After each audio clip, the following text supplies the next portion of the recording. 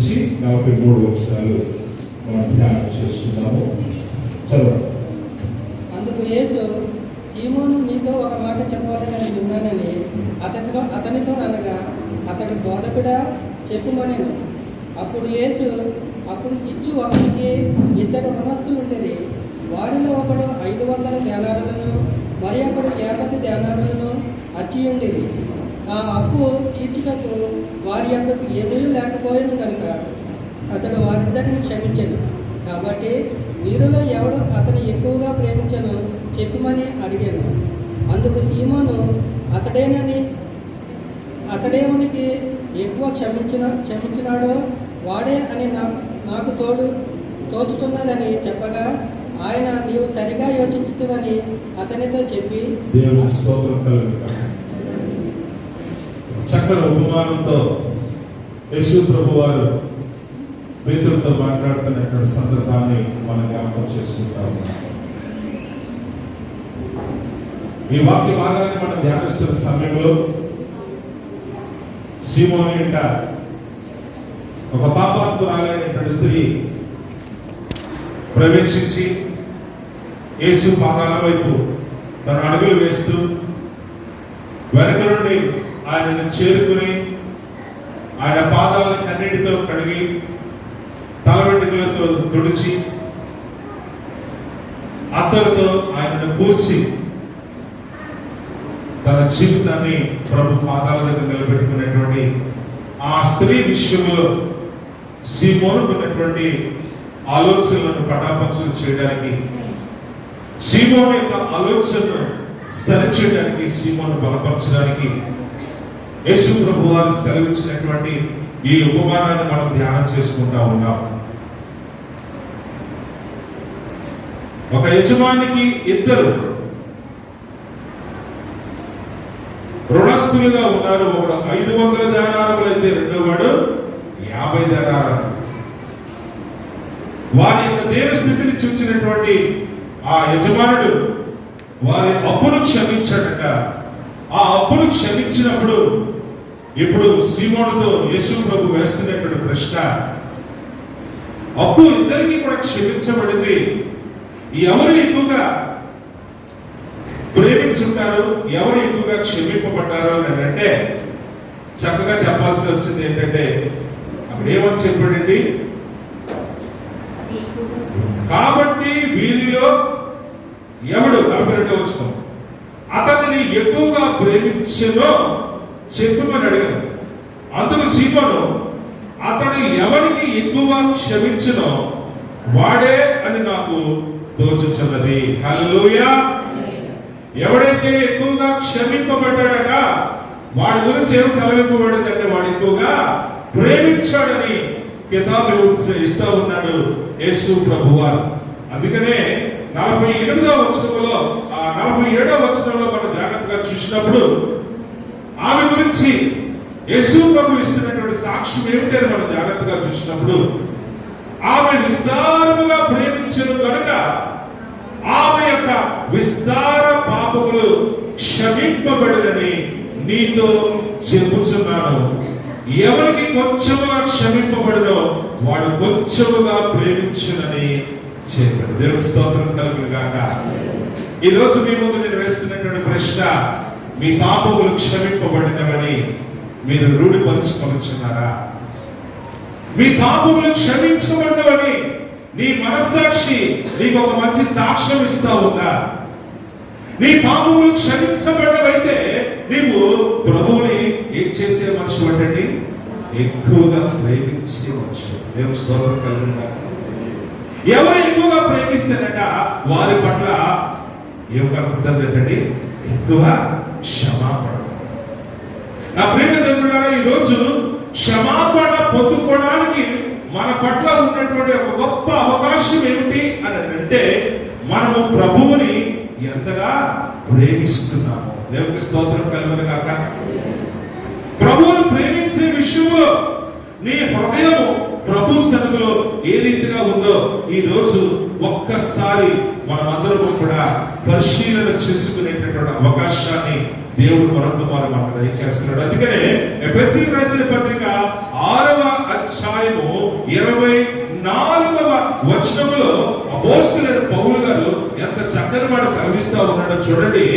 ఆఖరి వచనం అంటాడు, మన ప్రభువైనటువంటి యేసుక్రీస్తును శాశ్వతమైన ప్రేమతో ప్రేమించు వారందరికీ కూడా ఏం కలుగుతుందంటే కృప కలుగును గాక. దేవునికి స్తోత్రం కలుగును గాక. మన ప్రభువైనటువంటి యేసుక్రీస్తు, ఈ రోజు మనం మాట్లాడుకుంటున్నాము ఆయన నన్ను ప్రేమిస్తున్నాడని. సర్వలోకములకు ఈ శుభవార్త ప్రకటింపబడుతూ ఉంది. దేవుడు ఈ లోకమును ఎంతో ప్రేమిస్తున్నాడు. అయితే ఈ రోజు మనము వేసుకోవాల్సినటువంటి ప్రశ్న ఏమిటంటే, నేను ఆయనను ఎంతగా ప్రేమిస్తున్నాను? అపోస్తలుడైన ప్రభు మరి పౌలు గారు సెలవిస్తున్నటువంటి మాటను మనం జ్ఞాపకం చేసుకున్నట్లయితే, మన ప్రభువైనటువంటి యేసుక్రీస్తునట మనము శాశ్వతమైన ప్రేమతో ఎప్పుడు కూడా దేవుడి నుంచి ఏదోలా పొందుకోవాలని మనం ఆశపడతా ఉన్నాం కదండి. ఈ రోజు నువ్వు దేవుడి నుంచి పొందుకోవాలని ఆశపడినప్పుడు దేవుడు అంటున్నాడు, నీ దగ్గర నా పట్ల ఏ ప్రేమ ఉందో దాన్ని బట్టి నువ్వు పొందుకుంటావు. హల్లెలూయా. ఈ రోజు ఓపెన్ సీక్రెట్ ఆయన ఓపెన్ చేసి, ఎవడు ఎక్కువగా ప్రేమిస్తున్నాడట వాడు ఎక్కువగా క్షమింపబడుతూ ఉన్నాడట. మన ప్రభువైనటువంటి యేసుక్రీస్తుని శాశ్వతమైన ప్రేమతో, ఇదే మాటను మనమే చెప్పుకుంటామంటే మన దేవుడి గురించి చాలా గొప్ప చెప్పుకుంటాం. మరి మన గొప్ప ఏమిటి? ఈరోజు మన గొప్ప ఏమిటి? ఆదివారం సగం ఖాళీగా ఉందంటే వారి పరిస్థితులు ఎలా ఉన్నాయో మీరు అర్థం చేసుకోవచ్చు. కారణం ఏంటంటే ఈ రోజు మనము ప్రభువుని ప్రేమించటంలో, ప్రభువుని కలిగి ఉండటంలో, ప్రభు సన్నిధిలో నిలబడటంలో మనం ఎంత బలహీనంగా ఉన్నామో, అందుకనే మన జీవితంలో మన పోరాటం చేయడంలో మనం కొంత బలహీనంగానే మిగిలిపోతాం. ఇర్మియా గ్రంథంలో ఆయన గురించి చెప్పబడుతూ ఉంది. ఏమిటంటే, శాశ్వతమైన ప్రేమతో నేను మిమ్మల్ని ప్రేమిస్తున్నాను గనుక అని పెట్టి మిమ్మలను విడువక అని అన్నాడు. దేవునికి స్తోత్రం కలిగిన. ఆయన ఎంత గొప్ప దేవుడు అంటే, నువ్వు విడిచిపెడుతున్నావేమో కానీ ఆయన నిన్ను విడిచిపెట్టలేదనేటువంటి తన యొక్క ప్రమాణాన్ని ఆయన ఎప్పుడు కూడా మర్చిపోతాడు. తన కుమారుడైనటువంటి యేసు రక్తముతో నిన్ను నన్ను కొడిగి ఆయన సొత్తుగా, స్వాస్థ్యముగా, ఆయన యాజక సమూహముగా, ఆయన ప్రియమైన కుమార్తెగా చేసుకున్న నిన్ను ఎవరిని బట్టి ప్రేమిస్తున్నాడో తెలుసా? నీ మీద ఆయన కుమారుడు యేసు రక్తం ఉన్నది. హల్లెలూయా. ఈరోజు నీ గొప్ప, నా గొప్ప, ఏ గొప్ప? నీ మీద ఉన్న ఆ యేసు రక్తమే నీకు ఒక విలువను ప్రభు సన్నిధిలో నిలబెడతా ఉంది. ఈరోజు నువ్వు ఏ గొప్పలు దోచుకుంటున్నావు? నీ గురించి మర్చిపోయావా? నీ రక్షణ అనుభవం నుంచి నువ్వు ఏ స్థితిలో నుంచి ఏ స్థితికి వెళుతూ ఉన్నావో ఒక్కసారి ఈరోజు బేరీజు వేసుకో. నీ మీద ఉన్నటువంటి యేసు రక్తమే నీ సన్నిధిలో, ఆయన సన్నిధిలో నిలబెట్టింది. ఆ యేసు రక్తమే నీకు ఒక విలువను తీసుకొస్తా ఉంది. ఇదిగో ఒకటే మాట, అతడు నన్ను ప్రేమిస్తున్నాడు కనుక నేను అతన్ని ఏమంటానండి? తప్పిస్తానని. ఏం స్తోత్రం కలుగుతాను. ఆయన శాశ్వతమైన ప్రేమతో ప్రేమిస్తున్నాడు కనుకనే నిన్ను నన్ను విడువక ఎడబాయక నీ పట్ల నా పట్ల ఆయన కృపను చూపిస్తూ ఉన్నాడు. అదే ఈరోజు పౌలు గారు మనతో మాట్లాడుతున్నాడు. మన ప్రభువైన యేసుక్రీస్తుని ఇప్పుడు మనము కూడా అదే రీతిగా, అదే శాశ్వతమైన ప్రేమతో ప్రేమించినట్లయితే ఆయన కృప మన మీద శాశ్వత కాలం ఉంటుందట. దేవుని స్తోత్రం కలుగును గాక. ఈరోజు ఒకసారి నీ హృదయంతో ఈ మాట ఒకసారి ప్రశ్న వేసుకో. నీవు క్షమింపబడ్డదానవా? క్షమింపబడ్డవాడవా? నీవు క్షమింపబడ్డవాడవైతే నీ ప్రభు పట్ల నీ ప్రేమను ఏ రీతిగా ప్రకటన చేసుకుంటున్నావు? నీ ఆత్మీయ జీవితంలో నీ ఎదుగుదల, నీ ఆలోచన విధానము, నీ విశ్వాసం యొక్క స్థితి, నీ యొక్క ఆత్మ ఫలాలు నీవు ఏ రీతిగా ఫలిస్తున్నావు? ఏ రీతిగా నీ కొమ్మలు విస్తారంగా వికసిస్తున్నాయి?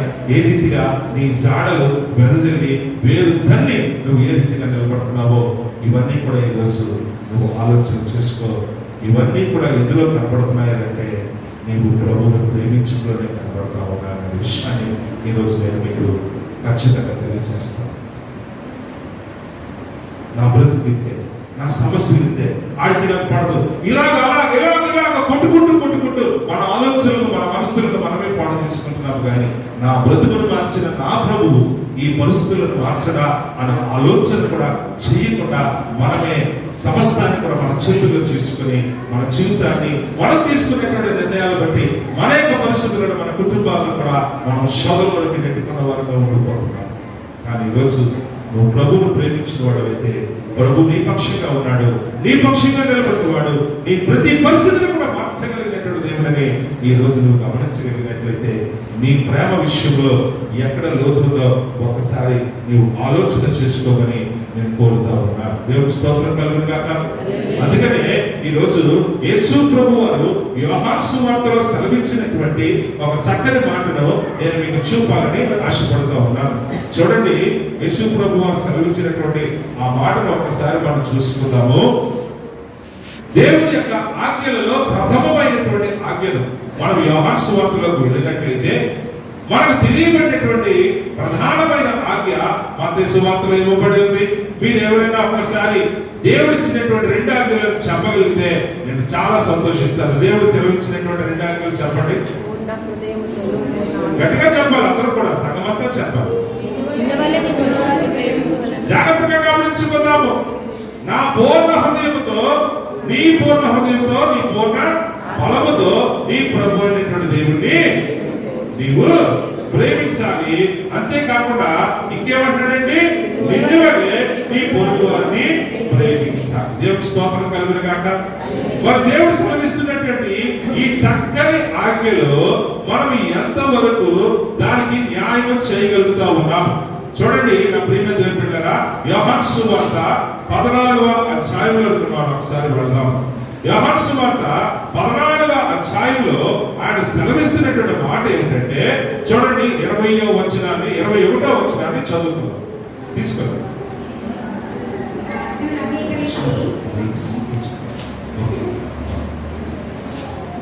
చదవండి. నా ఆజ్ఞలను అంగీకరించి వాటిని గైకొని వాడే నన్ను ప్రేమించువాడు నా తండ్రి వల్ల ప్రేమింపబడ్డు, నేను వారిని ప్రేమించి వారికి నన్ను కనపరుచుకుందని చెప్పాను. దేవుని స్తోత్రం కలుగును గాక. ఎంత చక్కని మాట మనం చూస్తూ ఉన్నాము. దేవుడు సెలవిచ్చినటువంటి 2 ఆజ్ఞల్లో కూడా ఆయన ప్రేమను నీకు నాకు ప్రకటిస్తూ ఉన్నాడు. ఆ ప్రేమను ఇతరులకు పంచమని కూడా ప్రకటిస్తూ ఉన్నాడు. నిన్ను నువ్వు ప్రేమించుకో, నీ వలె నీ పొరుగువాడిని కూడా అదే ప్రేమతో ఆదరించు అని కూడా సెలవిస్తున్నటువంటి దేవుడు ఈ రోజు నీ నుండి ఒక ధైర్యాన్ని కోరుతా ఉన్నాడు. ఏమిటో ధైర్యాన్ని కోరుతా ఉన్నాడంటే 21వ వచనంలో చెప్పబడినటువంటి మాట, ఆయన సెలవించిన ఆ 2 ఆజ్ఞల విషయంలో నిన్ను నువ్వు బలపరుచుకో అని అంటున్నాడు.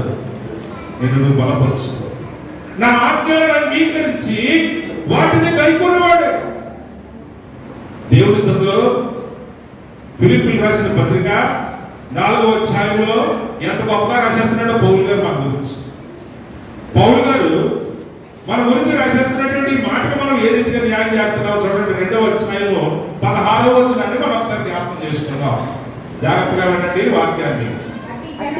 అట్టి జనము మధ్య మీరు జీవవాక్యమును చేతబట్టిన వారే ఏంటండి, లోకమందు జ్యోతుల వలె ఏంటండి కనబడుతూ ఉన్నారట. హల్లెలూయా. ఏంటి లోకమందు జ్యోతుల వలె కనబడడానికి గల ఏమిటి ఏ జ్యోతి? ఆ జ్యోతి ఏం చేస్తుంది? వెలుగుతుంది. వెలిగి ఆ ప్రాంతానికి ఏమిస్తుంది అంటే వెలుగునిస్తుంది. ఏమిటా వెలుగు? ఏ వెలుగు గురించి ఇక్కడ మాట్లాడుతూ ఉన్నాడు? మన చేతుల్లో ఏముందండి? తిట్టే వాక్య, పాపాలు చూపించే వాక్య, పగలు తీర్చుకునే వాక్యమా, ఎవరిని ఎలా వెనకరించి దెబ్బ కొట్టే వాక్యమా, ఎవరిని ఎలా క్రొక్కదీసే వాక్యమా, ఎవరిని మాటలతోనే అవమానపు మాటలతోనే క్రొక్కదీస్తూ తోటి మనిషిని అవమానపరుస్తూ వీడు నాకంటే గొప్పవాడైపోతున్నాడు, వీడు నాకంటే ఎక్కువ, ఎలాంటి ఆలోచనతో ఉండడానిక దేవుడు మన చేతుల్లో జీవవాక్యాన్ని పెట్టాడు. అసలు నేను ఈ స్థితిలో రక్షింపబడ్డాను, నేను ఏ స్థితిలో ప్రేమించబడ్డాను, నేను ఏ స్థితిలో నేను దేవుడి చేత పిలువబడ్డాను, ఆ ఆ పిలుపు యొక్క విలువ నీ జీవితంలో నువ్వు ఏ రీతిగా నిలబెట్టుకుంటున్నావు ఒకసారి ఆలోచించు. ఏమిటి మన గొప్ప? ఆయన మనల్ని రక్షించడమే గొప్ప. ఏమిటి మన గొప్ప? ఆయన కృపకు పాత్రలు అవడమే మన గొప్ప. ఏమిటి మన గొప్ప అంటే ఆయన నన్ను ప్రేమిస్తున్నాడు అని నేను ధైర్యముగా ఆయన గురించి చెప్పుకోవడం నాకు ఉన్నటువంటి గొప్ప. ఈ రోజు అట్టి ప్రేమతో నీవు ఏ రీతిగా నీ పొరుగు వాడిని ప్రేమించగలవు? నా ఆజ్ఞలను అంగీకరించి వాటిని కైకొనేవాడు ఏమంటాడంటే నన్ను ప్రేమించేవాడు. మరి నిజంగా ఆ ప్రేమ ఈ జ్యోతిలో కనబడతా ఉంది. జీవవాక్యమును చేతబట్టి అట్టి జనము మధ్య మనం అనుకున్నామంటే జ్యోతుల వలె నీ దీపము నలుగురికి వెలిగివ్వాలి, కానీ నీ దీపము కొంచెం కింద పెట్టబడినటువంటి దీపంలో ఉండిపోతాం. మరి ఏ రీతిగా మనము దేవుని ప్రేమించే విషయంలో న్యాయం చేసుకుంటున్నాం మన జీవితం? ఒకరి పట్ల ఒకరికి క్షమాపణ ఉండదు, ఒకరి పట్ల ఒకరికి ఏమాత్రము కూడా ప్రేమ, ఆప్యాయత, కనికరము, ఆత్మఫలాల గురించి ఎంత కట్టవాక్యలో చెప్పారు. దాన్ని మన జీవితంలో ఏ రీతిగా అవలంబించుకుంటున్నాం? నేను ప్రభు రాజ్యాన్ని, ఆ రాజ్యాన్ని చేపట్టవలసిన వాడను. నా ముందున్నటువంటి పరిస్థితులు ఏ రీతిగా ఉన్నప్పటికీ నేను ప్రభువుకు అప్పగించుకుంటే ప్రభువే చూసుకుంటాడు అనుకునేటువంటి మనస్తత్వాల్లోకి మనం ఎప్పుడు వెళుతా ఉన్నాం. అన్ని మన చేతుల్లోనే తీసుకుంటున్నాము. రండి మనం చూసుకుందాం, ఎవడేం చేస్తాడో చూసుకుందాం అన్నట్టుగా వెళ్ళిపోతున్నాం. ఏం చూసుకోగలుగుతాం, ఏం చేసుకోగలుగుతాం? కాకపోతే ఉన్నది పాడు చేసుకోగలుగుతాం, అంతకుమించి ఏం చేయలేదు. కానీ ఈరోజు నీవు నిజంగా ప్రభువుని ప్రేమించిన వాడు అయితే ఎవడు ఎక్కువగా ప్రేమించాడో వాడికి ఎక్కువ క్షమాపణ. ఏం చెప్తున్న మాట కాదు, నా దేవుడు ఏ వాక్యం రాసినా ఆ వాక్యం మాటలే నేను మీకు తెలియజేస్తాను. ఎవడు ఎక్కువగా క్షమించబడ్డాడో వాడు ఎక్కువగా ప్రభువును ప్రేమించాడు. ఇది నేను చెప్తున్న మాట కాదు, యేసు ప్రభువే స్వయముగా చెప్తున్న మాట. నీవు నన్ను ఎక్కువగా ప్రేమించేవాడైతే నువ్వు ఎక్కువగానే క్షమించబడతావు. ఆమె విస్తారముగా నన్ను ప్రేమించింది కాబట్టి ఆమె విస్తారమైన పాపాలు క్షమింపబడుతున్నాయని యేసు ప్రభు సెలవిస్తున్నాడు. ఈ రోజు ఆ వరుసలో నేను నిలబడడానికి ఇష్టంగా ఉన్నాను. ఎందుకో తెలుసా? ఆ ప్రభువే కదా నన్ను పరలోకానికి, ఆ ప్రభువే కదా నేను ఈ జీవితంలో నేను జీవిస్తూ ఉంటుండగా అనుదినం ఆయన కృపల చేత, మేలుల చేత, ఆయన నా పట్ల చేసే అద్భుత ఆశ్చర్యకారాల చేత నా జీవితాన్ని, నా కుటుంబాన్ని నేను సంతోషంగా నడిపించుకోవాలి అని అనుకుని ఆ ప్రభువును ప్రేమించేటటువంటి హృదయాలుగా ఈ రోజు మనము ఎంతవరకు న్యాయం చేసుకోగలుగుతున్నాం? ఇదిగో అంటున్నాడు కదా ఇక్కడ 21వ వచనంలో, 22వ వచనంలోని నా ఆజ్ఞలను అంగీకరించి వాడిని కైకొనేవాడు నన్ను ప్రేమించేవాడట. నన్ను ప్రేమించేవాడట ఏం చేస్తున్నాడంటే నన్ను ప్రేమించేవాడు ఎలాంటిదో తెలుసా? నువ్వు నన్ను ప్రేమిస్తున్నావు కదా, నీకు ఎంత గొప్ప, నువ్వు ఎంత గొప్పడవో తెలుసా? నన్ను ప్రేమిస్తే, నీవు నన్ను ప్రేమిస్తే తర్వాత మాట ఏమంటే నన్ను ప్రేమించేవాడు నా తండ్రి చేత ప్రేమించేవాడు. దేవుని స్తోత్రం కలుగునుగా. ఎంత మన జీవితం దేవుని సందులో బెద్దెడంత. ఈ బెద్దెడంత జీవితంలో మనం ఏం సాధించాలనుకుంటున్నాము, ఏమి సంపాదించాలనుకుంటున్నాము, కానీ ఆ సంపాదించుకునే విషయాల్లో మనం తెలియకుండానే ఎన్నెన్ని పోగొట్టుకుంటున్నామో కూడా మనం ఒకసారి లెక్క వేసుకోగలుగుతాం. కానీ ఈరోజు దేవుడి ప్రేమని ఎంతగా బలపరుస్తుందంటే నన్ను ప్రేమించేవాడు నా తండ్రి చేత కూడా ప్రేమించబడని యేసు ప్రభు సెలవిస్తున్న మాటలు ఈరోజు మన యొక్క ఆలోచనలకు చొచ్చుకుంటున్నాయా? ఆ ప్రేమ నిన్ను రక్షించింది, ఆ ప్రేమ నిన్ను కాపాడింది, ఆ ప్రేమ నీ కొరకు నా కొరకు ఆ కల్వరి శిలువలో తన రక్తాన్ని చిందించింది. ఆ ప్రేమే చివరకు ఈ లోకాన్ని జయించింది అనేటువంటి గొప్ప స్టేట్మెంట్ ఇవ్వగలిగింది. ఈ రోజు నీవు నీ ప్రభువుని ఏ రీతిగా ప్రేమిస్తున్నావో నీ జీవితంలో కూడా ఆ రీతిగానే విజయాన్ని చేకూరుస్తావో చూస్తావని కూడా ప్రభు లేఖనాలు బట్టి నేను మీకు తెలియజేస్తా ఉన్నాను. ఇంకేమంటాడంటే నేను వాడిని ప్రేమించి వానికి నన్ను కనపరుచుకుందని చెప్పాడు. దేవుని స్తోత్రం కలుగునుగాక. ఈరోజు ఏ రోజైనా నీ ప్రార్థనలో ప్రభువా నిన్ను చూసే కథలు, నీ స్వరం వినే భాగ్యము నాకు దయచేయమని ఎవరైనా సరే ఒక్కరైనా తెలియదు నోరు తెరిచి చెప్తాను అడుగుతున్నారా? బైబిల్లో అనేక వాక్యాలు అంటున్నారు. మోషే దేవునితో ఎలా మాట్లాడేటండి? ముఖాముఖం మాట్లాడేది. హానోకట దేవునితో ఎలా నడిచేటండి? కలిసి చేతుల్లో చెయ్య, కాళ్ళు అడుగుల్లో అడుగేసుకుంటూ నడిచేది. అనేక జీవితాలు ప్రభుత్వం కలిసి నడిచిన జీవితాలు ఎంత గొప్పగా తీర్చిదిద్దబడ్డాయని మన వాక్యాలు ధ్యానిస్తా ఉన్నామే. ఈ రోజు మనము ఆ ప్రభుత్వం ఎలా కలిసి నడుస్తున్నాము, ఆ ప్రభుత్వం మనం ఎలా ముఖాముఖంగా మాట్లాడుతున్నాము. ప్రభా, నాకు రాత్రి దేవుడు దర్శనమందుగా నాతో మాట్లాడాడని ఏ రీతిగా నీ మనసుతో నువ్వు ఒక బలమైనటువంటి సాక్ష్యాన్ని ప్రభు పట్ల కలిగి ఉన్నావు. ఈ రోజున ఈ ప్రార్థన నువ్వు ప్రభు దగ్గర చేసుకున్నావా? యేసయ్యా నిన్ను చూడాలని ఆశగా వెళ్ళిపోతుంది. మనం అడుగుతున్నామా? పాడినప్పుడే ఈ పాట రాగం గుర్తు వస్తుంది, పాడేసుకుంటున్నాం. కానీ నిజంగా నీ వ్యక్తిగత, ఈ ఆత్మీయ, ఈ విశ్వాస జీవితంలో, క్రీస్తుతో నువ్వు నడుస్తున్న ఈ జీవితంలో ప్రభా, ఒక్కసారి నిన్ను చూడాలని ఆశపడుతున్నాను ఆయన. ఒక్కసారి నీ స్వరం వినాలని నేను ఆశపడుతున్నాను ఆయన. ఒక్కసారి నాతో మాట్లాడవని ఆ ప్రభు పట్ల నీకున్న ప్రేమను ఈ రోజున నువ్వు ప్రకటించుకున్నావా? ఎప్పుడు కూడా నా బ్రతికింతే, నా పరిస్థితి ఇంతే, నా బాగోలేదు, వాటి గురించే ఆలోచన చేస్తున్నావు. కానీ నా ప్రేమ దేవుడారా, మరియా తన జీవితాల్లో ఎన్ని సమస్యలున్నా మాటలాగా మాట మంచి మనసు కలిగిందే. కానీ బ్రహ్మ పరిస్థితి ఏంటంటే వాటికంటే జీవాహారం జరిగిన ఆ యేసు ప్రభు దగ్గర తన జీవితాన్ని అలా నిలబెట్టేసుకుంది. హల్లెలూయా. ఎందుకు తెలుసా? నా బ్రతుకును బాగు చేసే దేవుడు నీవు నాయన. ఈరోజు నువ్వు లేకపోతే నా బ్రతుకుకు విలువ లేదు. నీ మాటలు నాకు జీవితంలో మొదలువేవి కానీ అవి నా బ్రతుకును మార్చాలి. కాబట్టి ఆయన మాటలు వినడానికి మరి ఆయన పాదాల దగ్గర కూర్చొని దేవుని స్తోత్రం కలుగుగాక. మరి ఈ రోజు నీ ప్రేమను నీ ప్రభు పట్ల నువ్వు ఏ రీతిగా ప్రదర్శిస్తూ ఉన్నావో, కనపరుస్తూ ఉన్నావో ఒకసారి నీ మనసుతో నువ్వు ఆలోచన చేసి నీ మనసుకు ఒక సమాధానాన్ని జ్ఞాపకం చేసుకోవాలని నేను కోరుతా ఉన్నాను.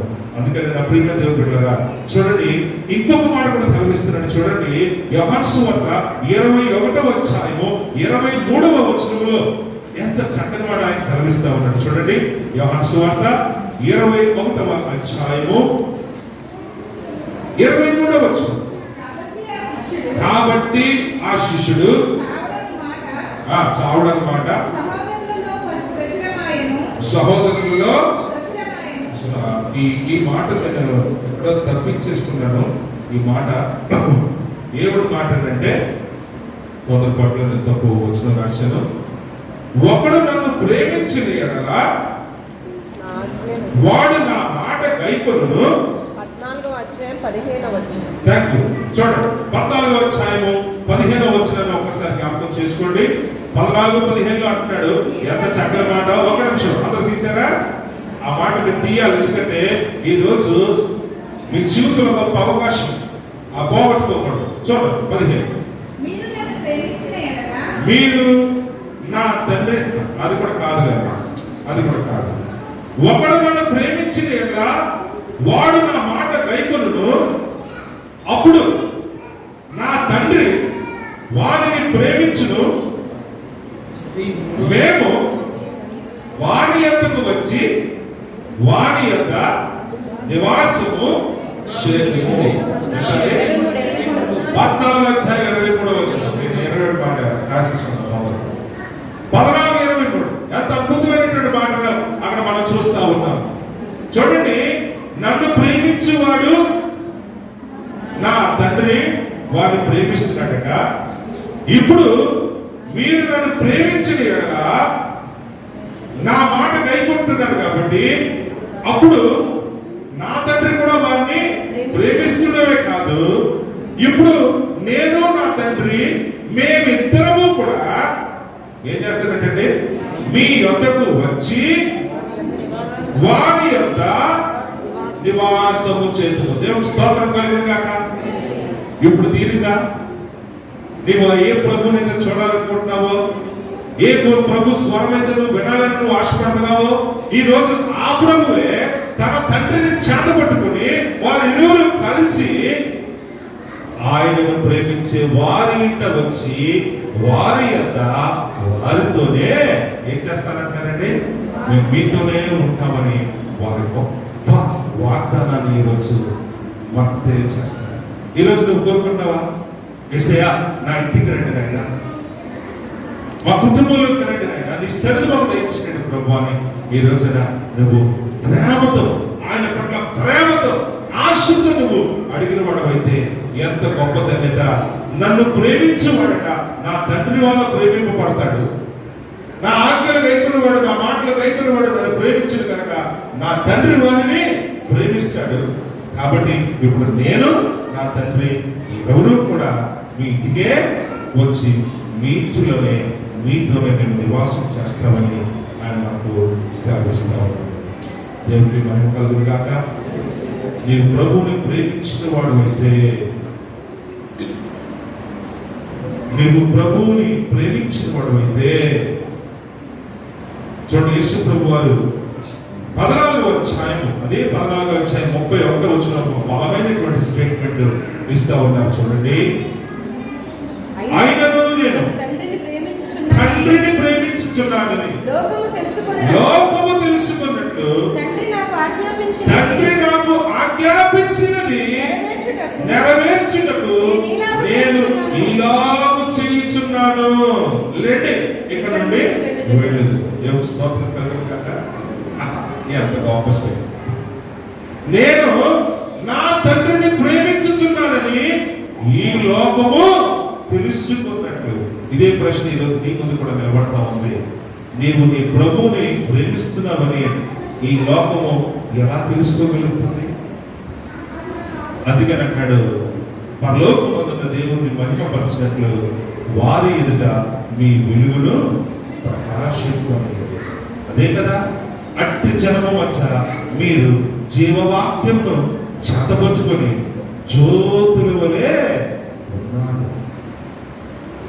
నీ సత్క్రియ, నీ ప్రేమ, నీ ఆదరణ, నీ పొరుగువాడి పట్ల నీకున్నటువంటి ఒక సద్భావము నేనేం చేస్తూ ఉందంటే ప్రభువుని కనపరుస్తూ ఉంది.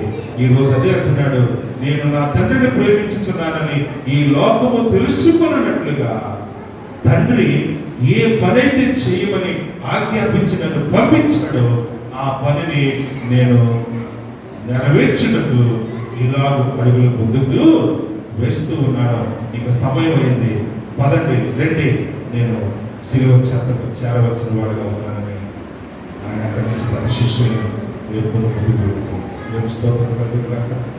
ఈరోజు తండ్రి ఆజ్ఞాపించిన వాటిని చేతి ద్వారా ఏం చేస్తున్నాడండి? ఈ లోకము నేను నా తండ్రిని ప్రేమించుచున్నానని తెలుసుకుంటుంది. మరి ఈరోజు నీ ప్రేమ, నీ జీవితంలో ప్రభు కార్యావృద్ధులందు ఏ రీతిగా నిన్ను నువ్వు నిలబెట్టుకున్నావో ఒకసారి ఎఫెసీయులకు రాసిన పత్రిక ఆ 3వ అధ్యాయంలో అపోస్తలుడైన పౌలు గారు మనల్ని బలపరుస్తూ ఆయన ప్రేమ యొక్క ఎత్తు, లోతు, వెడల్పులన్నింటి కూడా తెలుసుకోవడానికి మీరు ప్రయత్నం చేయండి అని సెలవిస్తూ, చూడండి 3వ అధ్యాయంలో ఎంత చక్కని మాట అంటున్నాడు. చూడండి 18వ వచనంలో 4వ లైన్ నుంచి అంటున్నారు, మీరు దేవుని సంపూర్ణత యందు పూర్ణులన్నట్లు ప్రేమ యందు వేరుపారి స్థిరపడి సమస్త పరిశుద్ధులతో కూడా దాని యొక్క వెడల్పు, పొడుగు, లోతు, ఎత్తు ఎంతో గ్రహించుకొనుటకును జ్ఞానమునకు మించిన క్రీస్తు ప్రేమను తెలుసుకొనుటకును తగిన శక్తి గలవారు కావాలని ప్రార్థిస్తుంది. ఇంకా నీ జీవితంలో దేవుని ప్రేమను నువ్వు సరిగా కనుగొనలేకపోతున్నావా? యేసుప్రభు సెలవిస్తున్నాడు, ఆమె విస్తారముగా ప్రేమించింది కాబట్టి ఆమె పాపములు విస్తారముగానే క్షమించబడ్డాయి. దాన్నే పౌలు గారు అంటున్నాడు కదా, ఎవరైతే మన ప్రభు అయిన యేసుక్రీస్తును శాశ్వతమైన ప్రేమతో ప్రేమిస్తారో వారి ఎడల కృప కలుగును. హల్లెలూయా. ఈ రాత్రి మధ్యాహ్న సమయంలో నా ప్రియమైన దేవుని బిడ్డలారా, ఈరోజు నీ ప్రేమ, ప్రభువులో నీ ప్రేమ నీ జీవితాన్ని ఒక బలమైనటువంటి స్థితిలో, నీ కుటుంబాన్ని నీ ద్వారా ఒక ఉన్నతమైన స్థితిలో నీవు కలిగినటువంటి ప్రేమ, నీవు చూపే ఆ ప్రేమ నీ జీవితాన్ని ఒక నూతనమైనటువంటి దిశలో క్రీస్తు యొక్క ప్రేమ అనుభవంలో నడిపిస్తుందని అనడానికి ఏమాత్రం కూడా అతిశయోక్తి కాదని కూడా నేను మీకు తెలియజేస్తా ఉన్నాను. నా ప్రేమ దేవుడు గారా, ప్రాబ్లమ్స్ లో సామెతల గ్రంథంలో ఆ 8వ అధ్యాయంలో ఒక చక్కని మాట సెలవిస్తూ ఉన్నాడు. ఆ మాట ఒకసారి తీసుకొట్టుకుందాం. సామెతలు 8:21 తీసేసి ఉంటారు, చదివాడు. నన్ను ప్రేమించు వారిని ఆస్తికర్తలుగా చేయుదును. ఏంటంటాడండి? ఆస్తికర్తలుగా చేయుదును. నన్ను ప్రేమించు వారిని నేను ఆస్తికర్తలుగా చేస్తానంటాడు. దేవుడు స్తోత్రం కలుగును కాక. వరుసగా ఈ అధ్యాయాన్ని కనుక మీరు చదివితే దేవుడు ఏ రీతిగా జ్ఞానమును వినియోగించుకుని ఆ జ్ఞానంతో ఈ సమస్త సృష్టిని కూడా చేశాడు అని గర్వపడుతూ జ్ఞానము తన గురించి చెప్పుకుంటుంది ఈ అధ్యాయంలో. ఆయన నన్ను ప్రేమించాడు. దేవుడు స్తోత్రం కలుగును కాక. అందుకనే దేవుడట యెహోవా జ్ఞానముతో ఈ భూమి అంతటిని కూడా సృష్టించను అని సెలవిస్తా ఉన్నాడు. కాబట్టి జ్ఞానము తన గురించి ఎంత గొప్పగా చెప్తున్నాడంటే, నా దేవుడు నన్ను ఎంత ప్రేమించాడో తెలుసా? దేని ప్రేమించాడట ఆయన్ని? జ్ఞానాన్ని. ఆ జ్ఞానాన్ని నన్ను ఉపయోగించుకున్నాడు ఆయన. అందుకని ఒక దగ్గర అంటాడు, జ్ఞానము నేనే, జ్ఞాన ఆధారము నేనే. యెషయా ఎంత చక్కగా మాట్లాడుతున్నాడు. 42-43 అధ్యాయం. ఈ అధ్యాయంలో జ్ఞానం తన గురించి చెప్పుకుంటుంది. నా దేవుడు నన్ను ఎంత ప్రేమిస్తున్నాడో తెలుసా? నా దేవుడు జ్ఞానంతో, అది కూడా తన జ్ఞానంతో ఈ సమస్త సృష్టిని సృష్టించాడు. కాబట్టి ఈ రోజు జ్ఞానము ఇప్పుడు మనతో మాట్లాడుతుంది. 21వ వచనం ద్వారా నన్ను ప్రేమించు వారిని నేను ఆస్తికర్తలుగా చేస్తాను. దేవుని స్తోత్రం కలుగును కాక. అందుకని కీర్తనలు, సామెతల గ్రంథం ఖచ్చితంగా బిడ్డలు చదవాలి. అంతేకాదు మనం కూడా చదువుకోవాలి. జ్ఞానమును సంపాదించుకోవడం, వెండిని బంగారం సంపాదించినట్టుగా నువ్వు జ్ఞానాన్ని సంపాదించు బాబు. ఆ జ్ఞానమే నీకు ఒక గొప్ప లాభాన్ని చేపడుతుంది. ఆ జ్ఞానమే నీ ప్రాణాన్ని కూడా అపాయం నుంచి, ఇరుకు ఇబ్బందుల నుంచి కూడా నిన్ను తప్పిస్తుందని చెప్పి ఎంత అద్భుతమైనటువంటి మాటలు మరి సామెతల గ్రంథము 5, 6, 7, 8, 9 అధ్యాయంలో ఎంత చక్కగా రాయబడిందో. జ్ఞానం సంపాదించుకో, జ్ఞానం సంపాదించుకో, జ్ఞానం సంపాదించుకో. ఈరోజు ఆయన ప్రేమలో ఉన్నటువంటి జ్ఞానాన్ని ఈరోజు మనము సంపాదించుకోవాలి. అందుకని అంటాడు, ఎత్తు, లోతు, పొడవు, వెడుపు ఎంతో మీరు తెలుసుకోవడానికి తగిన శక్తి గలవారు కావాలని క్రీస్తు ప్రేమను బట్టి మిమ్మల్ని నేను బ్రతిమాలుకుంటున్నాను. మీకోసం నేను ప్రార్థన చేస్తాను. నువ్వు ప్రభువును ప్రేమించేవాడైతే ప్రభు నిన్ను గణపరచువాడుగా ఉన్నాడన్న సత్యాన్ని ఈ రోజు నువ్వు అర్థం చేసుకోవాలని ప్రభు పట్ల నేను నీకు తెలియజేస్తాను. అందుకనే ఆ కీర్తన 91వ అధ్యాయము ఆ 14వ వచనంలో ఎంత అద్భుతమైనటువంటి మాటలు మోషే గారు ప్రభు సన్నిధిలో చేస్తున్నటువంటి ఆ ప్రార్థనకు దేవుడు ఏ రీతిగా జవాబిస్తూ ఉన్నాడన్న విషయాన్ని ఆ ఆఖరి 3 వచనాలు ఎంత తేట కలపరుస్తున్నారో ఒకసారి మీరు చదివి కళ్ళారా చూడాలని నేను కోరుతూ ఉన్నాను. అతడు నన్ను ప్రేమించుతున్నాడు కనుక నేను అతన్ని ఏంటి తప్పించడం? మనం చేసుకున్న పనులు మళ్ళీ ఎక్కడ ఎరకాటంలో నెట్టివేస్తున్నాయి, ఎక్కడ మనల్ని ప్రొలగిస్తూ ఉన్నాయి. నువ్వు ప్రభువును ప్రేమించేవాడు అయితే ప్రభు చేత క్షమించబడివాడు అవుతావు. ప్రభు కనికరాన్ని నీ జీవితంలో చూస్తావు.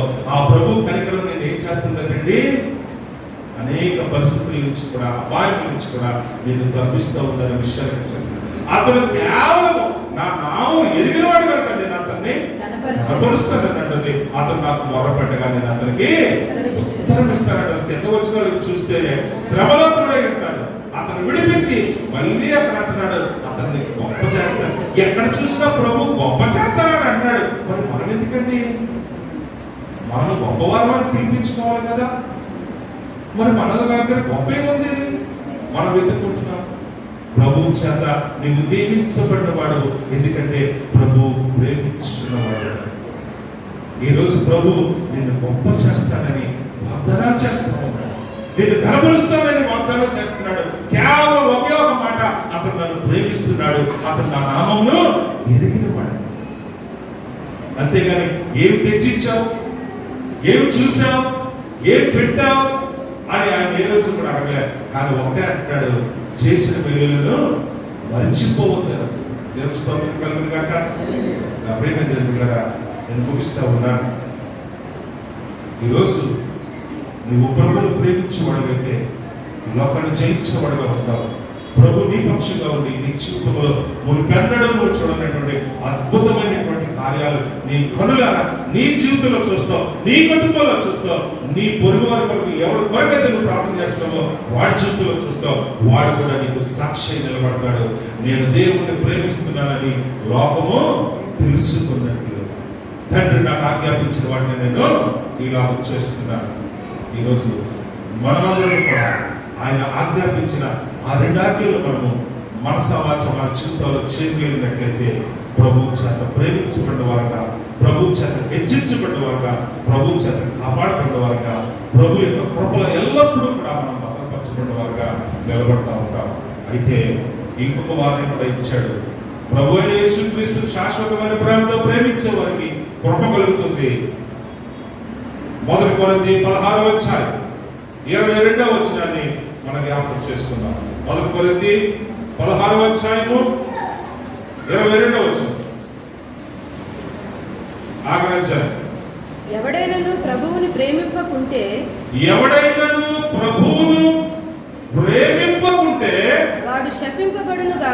వాడు శపింపబడును గాక. ఇది నేను అంటున్న మాట కాదు. పాస్టర్ గారి మీద తోసేయకండి ప్రతిదీ. మీరు పాస్టర్ గారి మీదే తోసేస్తే మిమ్మల్ని దీవించేవాడు, మీకు మంచి చెప్పేవాడు కూడా ఈ ప్రపంచానికి ఎవడు లేడు.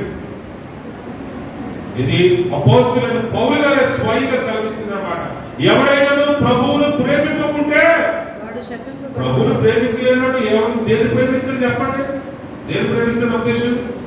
లోకంలో ఉన్నవాడిని ప్రేమిస్తాడు. లోకంలో ఉన్నవాడిని ఆయన ఏం చేస్తే నీకెందుకు ముంచుతారేస్తే అంతే. ఆఖరికి ఏమైంది? తాగి తాగి తాగి కిడ్నీ ఫెయిల్ అయిపోయింది. ఇప్పుడు కిడ్నీ ఫెయిల్ అయిపోయిన పరిస్థితిలో ప్రభు అంటే ఏం చేయగలుగుతాం?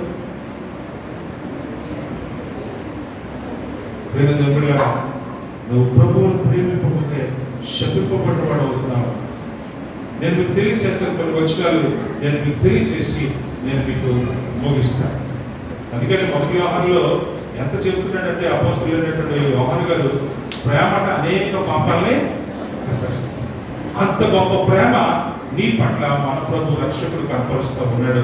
అటువంటి ప్రభువుని ప్రేమిస్తే ఎంత గొప్పగా ఉంటుందో చూడండి. జీవితంలో ఎంత గొప్ప సాక్ష్యాన్ని పొందుకున్నాడో మోషే గారు. ఆ 11వ అధ్యాయము హెబ్రీయులకు రాసిన పత్రిక 11వ అధ్యాయంలో ఆయన గురించి ఎంత చక్కని పాట చెప్పబడుతూ ఉందండి. 26వ వచనంలో విశ్వాసమును బట్టి ఐగుప్తు ధనం కంటే క్రీస్తు విషయమైన నింద గొప్ప భాగ్యమని ఎంచుకొని అల్పకాలము పాపభోగములు అనుభవించిన కంటే దేవుని ప్రజలతో శ్రమ అనుభవించిన మేలని యోచించి ఫరో కుమార్తె యొక్క కుమారుడని అనిపించుకుంటకు ఒప్పుకొనలేదు.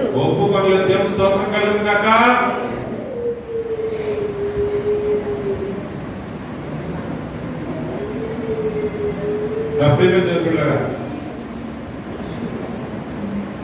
మోషే ప్రభువును ప్రేమించాడు.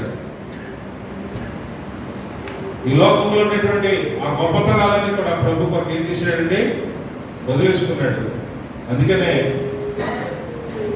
వారు కర్మూలు కొండ మీద పెట్టడానికి యేసు ప్రభు రూపాంతరం చెందితే ఎవరు వచ్చారంటే అక్కడికి? ఎవరి గురించి మాట్లాడుకుంటాం మనం? మోషే ఏలియాలు వచ్చారు. దేవుని స్తోత్రం కలిగిన కాక. మోషే ఏలియాలు ఎవరు కంఫర్ట్ చేయడానికి వచ్చారు? యేసు ప్రభుని కంఫర్ట్ చేయడానికి వచ్చారు. మోషే ఏం సంపాదించుకున్నాడు? ఎంత గొప్ప అర్హత అది! నీ ఆత్మీయ స్థితి ప్రభువులు ఎంత ఉందో నువ్వు ఎక్కువగా ఉంటే అది నీకు అర్థమవుతుంది. లేదంటే అంతే, అది మరియమ్మలకి అర్థమవుతుంది, మార్తలకు అర్థం కాదు. అంటే మగవాళ్ళు ఏదో పాత్ర మమ్మల్ని అంటారు అనుకోండి, మగవాళ్ళు కూడా అలాగే ఉంటారు. మగవాళ్ళు కూడా మరియమ్మలు మార్తలో ఉంటారు. మోషే ఎవరు కంఫర్ట్ చేయడానికి వచ్చాడండి? యేసు ప్రభువుని కంఫర్ట్ చేయడానికి వచ్చాడు. ఎవరితో వచ్చాడండి? ఏలియాతో వచ్చాడు. ఇద్దరు సామాన్య యావత్ ప్రపంచ చరిత్రలో వారి వంటి గొప్పవారిని మరొకటి మనము చూడలేమేమో.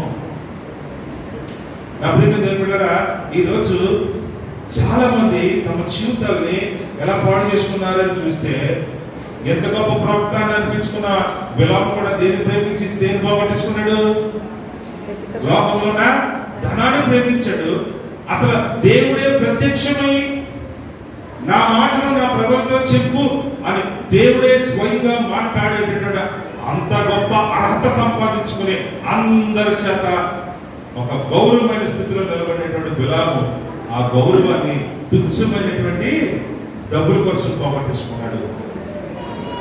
ఈరోజు ప్రభువుని కనపరచువాడుగా ఉండాల్సిన వాడు ధనాన్ని నమ్ముకుని ప్రభువునే పోగొట్టుకున్నవాడుగా మన జీవితాల్లో మనం మిగిలిపోతాం. చక్కగా గాడిదలు కాసుకుంటూ బెన్యామీను సౌలు గారు సమూయేలు గారి దగ్గరికి వెళ్తే, నాయనా నువ్వు గాడిదలు కాసేవాడు కాదు, దేవుడే నిన్ను తన ప్రజల మీద రాజుగా అభిషేకిస్తున్నాడు అంటే ఎంత గర్వపడిపోయాడు, ఎంత సంతోషించాడు. కానీ ఆ సంతోషం వల్ల ఎందులోకి మారిపోయిందండి? అతను రాజుగా చేసిన ప్రభువును ప్రేమించడం మానేసి, నా తర్వాత నా కొడుకుని పట్టుకుంటా, ఈ సింహాసనం నాకు ముఖ్యం, ఈ సింహాసనం నాకు ముఖ్యం అని ఆ సింహాసనం కొరకు తన కుటుంబాన్నే ఏం చేసుకున్నాడు చెప్పండి. సౌలు కుటుంబం మొత్తం నాశనం అయిపోయిందా లేదా? ఉందా చరిత్రలో సౌలు కుటుంబం? బతుకున్నాడు ఎవడన్నా ఉన్నాడంటే ఎవరు? మనవడు మెఫీబోషెత్. అది కూడా ఏమిటి ఆ పరిస్థితి? దాది ఏదో వాడిని కాపాడడానికి పోయింది. పాపం ఆ ముసలిది ఆ మోయలేక ఎక్కడో దారిలో పడిపోతే అక్కడ కాలు ఊరిపోయింది. అందుకని మెఫీబోషెత్ బైబిల్లో ఎలా కనపడతాడు మనకి? కొట్టివాడు. అందుకని నడవలేడు. చెప్పుకోవడానికి రాజు కుటుంబమే, గొప్ప సౌలు కొడుకే, కానీ అతనికి రాజు అయ్యే అవకాశం కూడా లేదు. కానీ దేవుడు ఎంత గొప్ప దేవుడు! దావీదు బల్ల దగ్గర మాత్రం అతనికి ఆ రాజు స్థానాన్ని దేవుని స్తోత్రం. సౌలు చేసిన పని దేవుని ప్రేమించిన వాడు ఉంటే ఈరోజు గొప్ప చక్రవర్తిగా మన జీవితంలో మిగిలిపోయేవాడు సౌలు. ఆ సింహాసనాన్ని ప్రేమించాడు, కానీ సింహాసనం మీద కూర్చుండబెట్టినటువంటి దేవుని విడిచిపెట్టేసుకున్నాడు. అబ్షాలోము తండ్రి తర్వాత గొప్ప కొడుకు అనిపించుకున్నాడు, చెల్లికి మంచి అన్నయ్యని అనిపించుకున్నాడు. కానీ తండ్రి యొక్క ఉద్దేశాలను అర్థం చేసుకోలేకపోయాడు. నా సింహాసనం అని ఆ పక్కన వాడు తగిలాడు. వాడి మాట వినుకుంటూ తన జీవితాన్ని నాశనం చేసేసుకున్నాడు. ఎవడా పేరు? అభిమేలు కాదు, అబ్నేర్ కాదు. సరే తర్వాత చూసుకుందాం. తప్పుడు మాటలు, చెడగొట్టే స్నేహితుల మాటలు విని రాజు కుమారుడు అబ్షాలోము ఏ తండ్రి యొక్క కుమారుడుగా గౌరవించబడాలో, రాజు కుమారుడుగా గౌరవించబడాలో, దేవుడి చేత అభిషేకింపబడిన వాడు నా తండ్రి అని తెలుసుండి కూడా సింహాసనం కొరకు బాబులని రాజ్యాన్ని 2 ముక్కలుగా చేసుకుని ఆఖరికి ఏం సాధించాడు అంటే ఏంటంటే ఆకాశానికి భూమికి మధ్యన వేలాడుతూ చచ్చిపోయినాడుగా. చెప్పండి, ఎవరిని ప్రేమిద్దాం ఈరోజు? నువ్వు ఈ లోకంలో ఉన్న వాటిని ప్రేమిస్తే, ఇదిగో ఈ లోకంలో ఉన్న వాటిని ప్రేమించిన వాళ్ళందరూ కూడా అమ్మునాను చేయకుండా పని అంతా చేస్తూ ఉన్నాడు. లోకంలో తుచ్చమైన వాటన్నిటికీ కూడా కళ్ళతో చూస్తూ, మనసుతో ఆశపడుతూ, సొంత చెల్లెలు కూడా చూడకుండా మోహం చూపుతో చూసి మోసగించి ఆవిడే జీవితాన్ని, ఎవరు ఆవిడ పేరు? తామారు. వాడైపోయింది. ఈ అమ్మునాలు లాంటి అన్నలు కూడా ఈ లోకంలో ఉన్న వాటిని ప్రేమిస్తూ దేవుని యొక్క మహిమను పోగొట్టుకుంటారు. ఇంకేం మనం చూస్తూ ఉన్నాము, ఏలీ కుమారుల గురించి ఏం చెప్పబడింది? మందిరంలోకి వచ్చినటువంటి స్త్రీలు, సేవ చేయడానికి వచ్చిన స్త్రీలందరినీ కూడా వాళ్ళు చెబుతూ ఉన్నారు. నేడు దినాల్లో టీవీలో బోర్డు వింటున్నాము. మన పక్క రాష్ట్రంలోనే ఎంత దౌర్భాగ్య పరిస్థితి. దేవుడు అనుకుని వెతికి వచ్చేవాడికి ఆఖరి మిగిలిన దేవుడు అంటే ఎముకలు కూడా మిగలలేదు. అలాంటి దుస్థితిలో మన ఇండియాలో ఒక రాష్ట్రంలో ఒక భయంకరమైన పరిస్థితులు నేడు దినాల్లో మనం చూస్తాం. దేవుని అంత గొప్ప దేవుని యొక్క ప్రధాన యాజకత్వాన్ని చేసే గొప్ప స్థితిలో ఉండవలసినటువంటి వారు తుచ్చమైన వాటి వారు ఆశపడి వారి జీవితాలు ఆయన ఏలి మరేమనుకోకు, నీ ఇంట్లోనే నీ ఇంటి వారందరినీ కూడా తరతరములు నా సన్నిధిలో యాజకుడిగా నేను చేసుకుంటానని నీకు వాగ్దానం చేశాను. కానీ సారీ ఏమనుకోకు, మరి నేను నా ఆలోచనలు మార్చేసుకున్నాను, అది నాకు ఇప్పుడు ప్రతికూలంగా మారిపోయిందయ్యా. సో నా ఆలోచన నేను మరి ఏమనుకోకు, మరి నీ ఇంట్లో ముస్లిం వాడు అంటూ ఎవడు అసలు ముస్లిం వయసు ఎవరికి ఉండదని అన్నాడు. అర్థం ఏంటంటే వీడు పొడిచి వయసులోనే యుద్ధంలోనే కొట్టుకుంటాడు. యోధా డబ్బులు ప్రేమించాడు, పక్కనే ఉన్న యేసుని ప్రేమించడంలో విఫలమైపోయాడు. దయచేసి ఈరోజు మన జీవితాలు మనం ఒక్కసారి ప్రశ్న వేసుకుంటాం. నువ్వు ఏమిటి ప్రేమిస్తున్నావు? నీ ఆలోచన ఏమిటి? అసలు యేసు ప్రభు దగ్గర కూర్చుని నువ్వు ఏం కోరుకుంటున్నావు, ఏం సంపాదించాలని చూస్తున్నావు, ఏమి చూడాలని నువ్వు ఆశపడుతున్నావు, అసలు నీ జీవితాన్ని నువ్వు ఏ రీతిగా కట్టుకోవాలని అసలు నీ ఆలోచనలు, నీ ఉద్దేశం. నువ్వు ప్రభువుని ప్రేమించేవాడు అయితే ప్రభు అంటున్నాడు, అతను నన్ను ప్రేమిస్తున్నాడు కనుక నేను అతన్ని కనపరుస్తాను. కానీ అదే మాటను పౌలు గారు అంటున్నారు, ఎవడైనా ప్రభువును ప్రేమించుకుంటే వాడు శాపంలో ఉన్నవాడేనండి. ఇదిగో రాయబడి కొన్ని పేర్లైనా మీకు చెప్పలేదు, ఇంకా చాలా మంది అర్థం. కానీ వాళ్ళు సాధించింది ఏమీ లేదు, ప్రభువును పోగొట్టుకున్నారు, ఉన్నతమైనటువంటి ఆ స్థానాన్ని వారు చేజార్చుకున్నారు. కానీ ఈరోజు మనం వారిలో ఉండడానికి కాదు, కానీ ప్రభువును ప్రేమించిన వారిలో నాకంటే గరుడు లేడన్నట్టుగా మన జీవితాలను ప్రభు ముందు మన హృదయాల్ని, మన జీవితాన్ని ఆపాద వస్తువానికి అంకితం చేసుకోండి. పరిశుద్ధాత్మ దేవుడు మీకు సహాయం చేస్తాడు. పరిశుద్ధాత్మ దేవుని యొక్క సహాయం కోరుకోండి. పరిశుద్ధాత్మ దేవుని యొక్క సహాయం, అయ్యా నేను బాగున్నాను, నా పరిస్థితులు బాగోలేదు, నాకు సహాయం చేయవాడు కూడా నీవేనైనా, ప్రభువులో నేను ఎదుగునట్టు పరిశుద్ధాత్మ దేవా నాకు సహాయం చేయాలని పరిశుద్ధాత్మ దేవుడు వేడుకుందాం. పరిశుద్ధాత్మ దేవుడే ఆయన ప్రేమలో నిన్ను ఎంత లోతుగా తెచ్చాలో, ఎంత ఎత్తుగా ఎంచాలో, ఎంతగా కుడి పక్కల ఎడం పక్కల నిన్ను విస్తరింప చేయాలో ప్రభు పక్షంగా పరిశుద్ధాత్మ దేవుడు నీ జీవితంలో ఆ ప్రేమ యొక్క విలువను నీకు కనపరుస్తాడు, నేను కనపరుస్తాడు. తలవంచి ప్రార్థన చేస్తాను.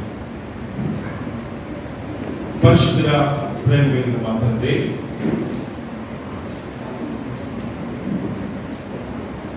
నీ ప్రేమను బట్టి వందనాలు, నీ కృపను బట్టి వందనాలు.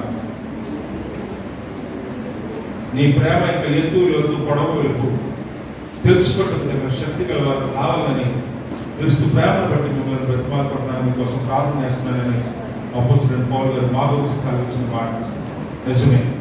ఆమె విస్తారంగా ప్రేమించింది, ఆమె పాపకు విస్తారముగా క్షమించబడ్డాడు. ఎవడు క్షమించబడ్డాడు, ఎవడు ఎక్కువగా ప్రేమించాడో వాడే ఎక్కువగా క్షమించాడు. ప్రభువా, మేము కొద్ది వారు అని అనిపించుకోకుండా ఎక్కువగా ప్రేమించిన వారు అని అనిపించుకోలేదు. క్రీస్తు యొక్క ప్రేమ మా హృదయాల్లో నిలబడి మేము కూడా మేమున్న సమాజంలో ఆయన ఆ జ్యోతుల వలె కనబడుతుంది. ఆ వెలుగు యొక్క ఫలాలు అనేక మంది చవిచూచి నన్ను బట్టి కూడా ఒక బలమైన సాక్ష్యం కలిగి నీ కృప చూపించమని కూడా ప్రార్థన చేస్తాను. యేసు పట్ల ప్రార్థించి పెట్టుకుంటున్నాం తండ్రి. ఆమేన్. దేవునికి మహిమ కలుగును గాక.